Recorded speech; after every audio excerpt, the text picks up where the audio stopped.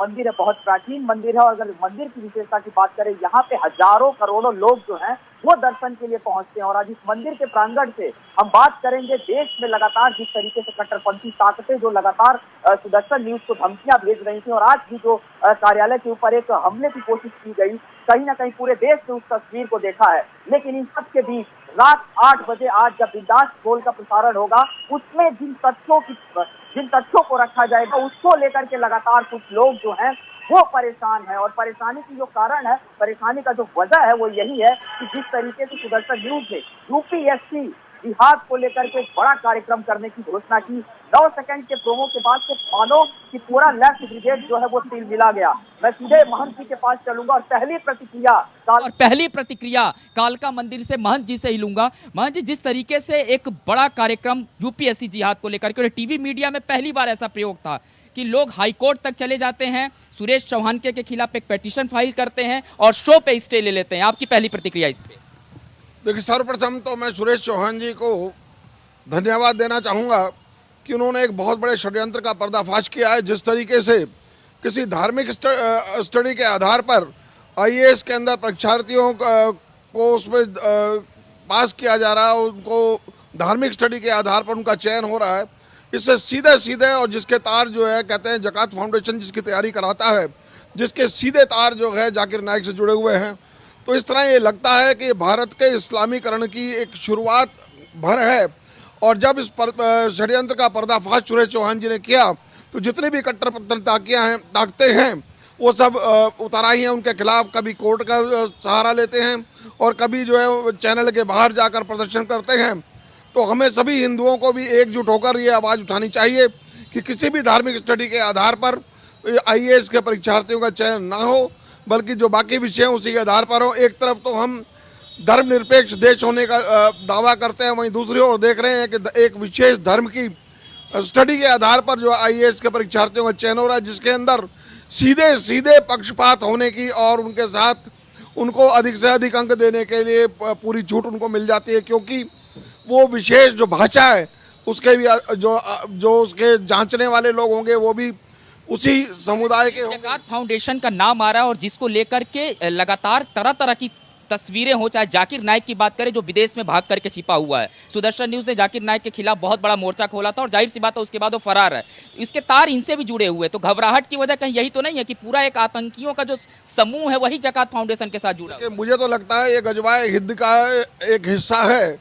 जो जकात फाउंडेशन के माध्यम से धार्मिक स्टडी के आधार पर जिस तरीके से वहाँ के ऑफिसर्स का चयन होगा, तो निश्चित रूप से वो आने वाले समय में बाकी संप्रदाय के लोगों के साथ, बाकी समुदाय के लोगों के साथ पक्षपात निश्चित रूप से करेंगे। और तो मुझे समझता हूँ एक बहुत ही गंभीर मामला है और इसको तुरंत ही जो है यूपीएससी को चाहिए कि वो अपने सिलेबस में से इस तरह के जो धार्मिक स्टडी को है उसको हटाया जाए और बाकी विषयों के आधार पर ही जो परीक्षार्थियों का चयन हो। जब गौरव रुके, ये एक और चीज मैं बता दूं, यहाँ तमाम जो लोग हैं वो मेरे साथ इस वक्त मौजूद हैं, आप देख सकते हैं यहाँ पे मोनिका, क्योंकि अब जो 8 बजे जो कार्यक्रम होना है उसको लेकर के जो उत्साह लोगों के अंदर है, क्योंकि देश जानना चाहता था, जिस शो को लेकर के पाबंदी लगाई गई थी, जिस शो को लेकर के कोर्ट पहुंच गए थे, ऐसे में तमाम जो लोग हैं वो चाहते थे कि इस शो के माध्यम से खुलासा हो कि आखिर क्या वजह रही थी। आप किस तरीके से देखते हैं, लोकतंत्र में पहली बार किसी चैनल के शो को रोकने के लिए कोर्ट पहुंचते हैं और हार जाते हैं, आज पूरा देश देखेगा 8 बजे उस खुलासे को? देखिए, दुर्भावनापूर्ण है जो चैनल सच्चाई को अपने माध्यम से लोगों के बीच ला रहे हैं, जो यहाँ पर पक्षपात पूर्ण रवैया अपनाया जा रहा है, जो कि सीधा षड्यंत्र है हिंदू धर्म के खिलाफ। इसको गजवाए हिंद का हिस्सा बनाने के लिए पूरी षड्यंत्र रचा जा रहा है। इस्लामिक स्टडीज़ को यूपीएससी में लिया हुआ है और उसी के माध्यम से जो परीक्षार्थी का चयन हो रहा है वे सीधे सीधे एक हम जो है गजवाए हिंद के ही उसके उद्देश्यों की पूर्ति उसके थ्रू हो रही है। इसमें जो लोग इससे परीक्षा देंगे उनको बिल्कुल सही है कि उनको जो जांचने वाले हैं उसमें उसी समुदाय के उसी धर्म के लोग हैं, तो वो उसे पूरी की पूरी उनके अंक उनको देकर उनको अच्छे नंबर दिलाकर इसमें चयन कराते हैं। बिल्कुल, ये भी बात कही जा रही है। मोनिका, एक और प्रतिक्रिया लेता हूं, उसके बाद मैं नमित त्यागी के पास हम चलेंगे। ये जिस तरीके की कहानी एक नई आ रही थी कि कहा जा रहा था कि इस शो के माध्यम से देश में दंगे हो जाएंगे, हिंदू मुस्लिम की बातें स्पष्ट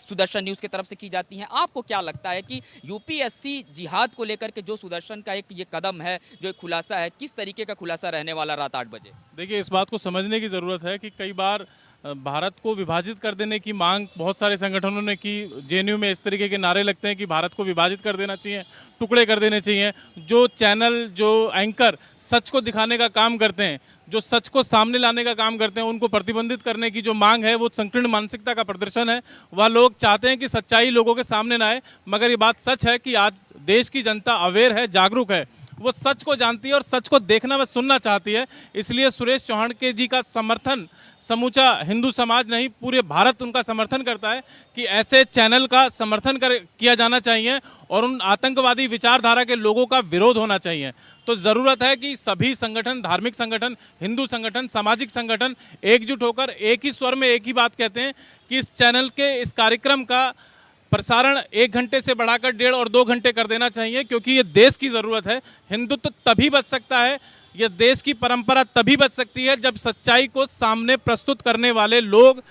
आगे आकर सच्चाई को सामने प्रस्तुत करेंगे। बिल्कुल, आपने सुना कि अब जो 1 घंटे की बात सुदर्शन न्यूज और बिंदास बोल 1 घंटे का करता था, ये कहा जा रहा है 2 घंटे का हो जाना चाहिए। यानी कि एक जो मांग है मोनिका देश के तमाम लोगों की, वो यही है कि इस जो शो के माध्यम से देश के सामने एक बड़ा खुलासा आने वाला है। कहीं ना कहीं तमाम जो ये लोग बैठे हुए इंतजार कर रहे हैं, वो उस खुलासे का इंतजार कर रहे हैं जो रात 8 बजे देश के सामने होगा।